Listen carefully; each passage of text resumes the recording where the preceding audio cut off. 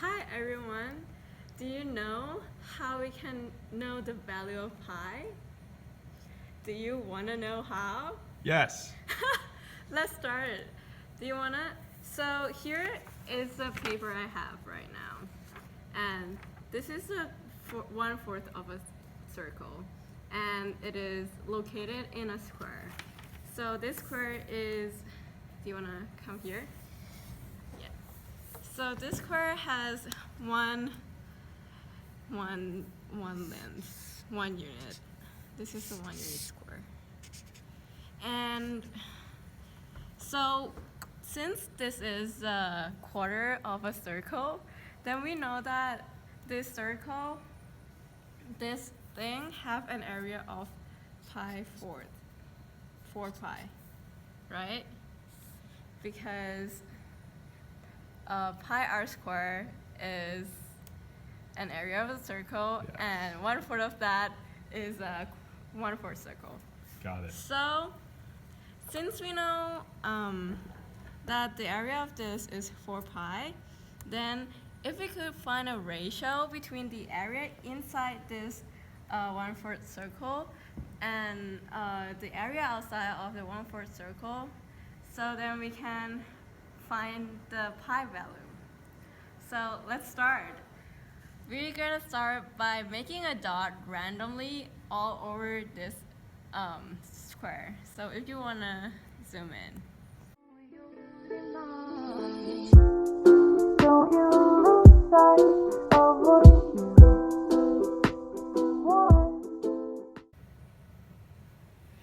So now that we randomly put a dot into our square, we're gonna count them to get a ratio between the dot inside the circle and the dot outside the circle.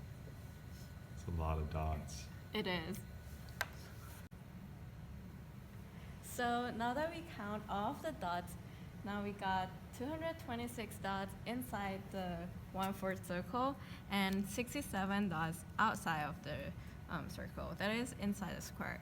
And I actually made a mistake before that. I say that the area of here is gonna be 4 pi. It's actually gonna be pi over 4 because this circle has radius of 1, so the whole circle is have area equal to pi, and so the area in this is going to be pi over 4. So that was my mistake, but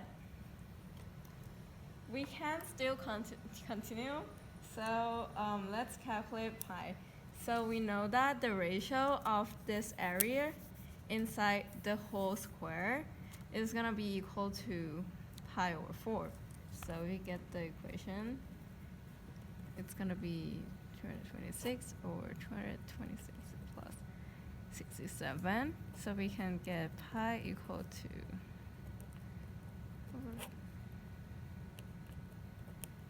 and I will use a calculator for that. And for that number, we'll get 3.08. And the actual That's not pi. Yeah. So the actual pi value is 3.14. So why is that not equal? One of the reasons is that in order to have a best approach to this, we should randomly put a dot on here so that when there's a lot of dot, the ratio is more accurate. But doing this by hand is not the best way to randomly distribute dots on the paper. So we can also do that on a computer. So now that we're in our computer, we're gonna look at why it's better to use computer simulation than using my hands.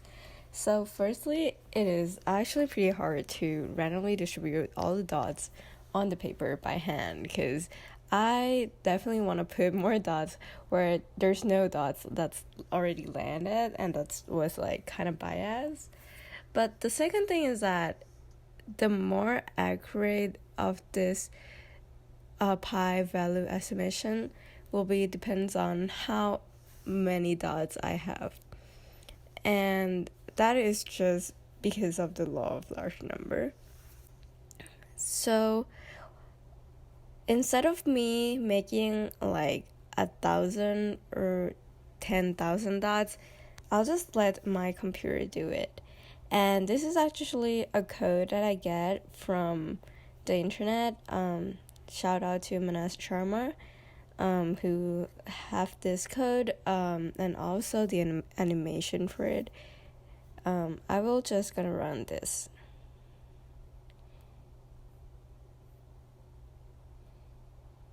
And as I run this, we can see that we're running this with 1,000 dots.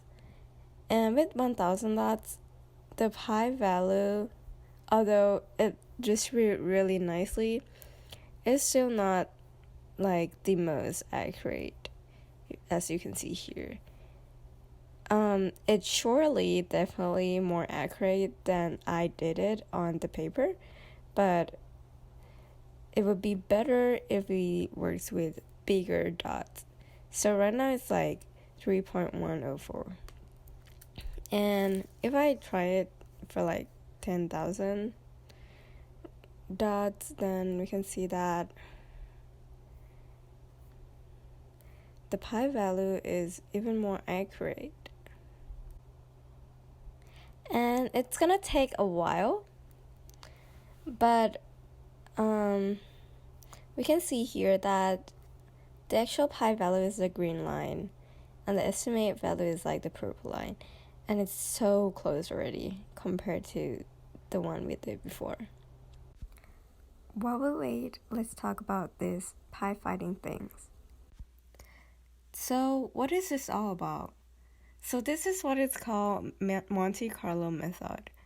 And Monte Carlo method is basically a way to compute expected value through the probability of the system. So this method is based on the law of large number. And the way a law of large number works is that as the trails numbers is higher, then the value that we get will be close to the expected value. So for example, if we are drawing 10 coins, we might get 6 head coins and then 4 tails. That is like 60-40%. But if we draw 100 coins, we might get 55 head and 45 tails. And that would be like fairly around 50% for both, which is the expected value of getting head and tails for a coin. But Monte Carlo method is actually very versatile. It's not only for pi fighting, but we can use them in many ways. In fact, Monte Carlo method was invented and inspired by gambling. So Monte Carlo is actually a city that is very famous for gambling, and we can use Monte Carlo method to predict how likely we're gonna win the gambling, because gambling is a lot about probability, and that's how we want to know what's our expected value if we play a lot of them. We will lose or we will gain. So it is an interesting method that you might want to consider it the next time you're trying to find expect value of something. After a long wait, now our simulation is finished running, and we can see what our final estimated pi value looks like. And the estimated pi value is 3.1412, which is really close to 3.1415, which is actually pi value. So this is kind of proof that Monte Carlo method is actually pretty accurate, especially when we simulate them in a computer, which can give us a big simulation. So after we know what is Monte Carlo and why can we be able to determine pi value from that method, now we're gonna explore another way to find a pi value with also Monte Carlo method. So you guys might be heard of buffoon's needle. It's a question from 18th century that how can we know the possibility of the needles that land in between the lines? So here we have a bunch of needles. Then we're gonna throw into these lines. And buffoon needles have been solved, and we know how to calculate the probability of that. And apparently in that equation there's a pi in it. As we throw the needles on the lines, we can get the probability of the needles that would randomly land on line and use that in buffoon needles equation to find a pi value.